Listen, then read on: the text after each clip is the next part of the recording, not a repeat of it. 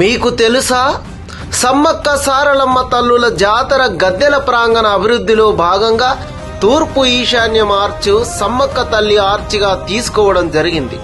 దీని నుండే గుడిలోకి భక్తుల ప్రవేశం ఉంటుంది.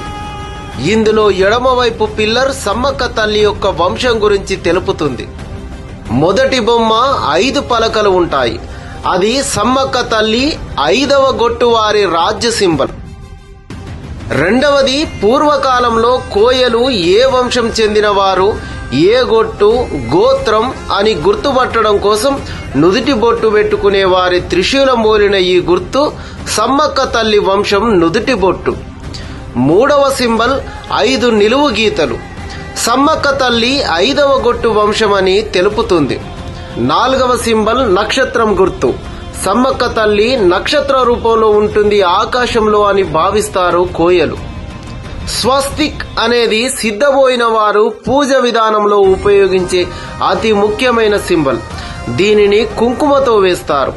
దాని అర్థం భూమి తన చుట్టూ తాను కుడి నుండి ఎడమకు తిరుగుతుంది.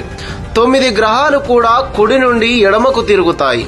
సముద్రంలో గాని నీటిలో గాని సుడిగుండం కుడి నుండి ఎడమకు తిరుగుతుంది. సుడిగాలి కుడి నుండి ఎడమకు తిరుగుతుంది. వృక్షాల తీగలు కుడి నుండి ఎడమకు తిరుగుతాయి. ఇలా ప్రకృతి సిద్ధాంతంలో ప్రతి కదలిక కుడి నుండి ఎడమకు ఉంటుంది. కాబట్టి ప్రకృతిని దైవంగా ఆరాధించే సింబల్గా స్వస్తిక్ని దైవంగా కొలుస్తారు.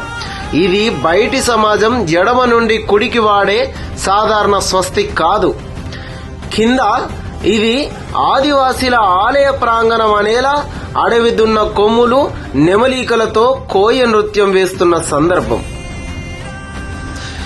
ఇలా ప్రతి పిల్లర్కి ఒక చరిత్ర ఉంది.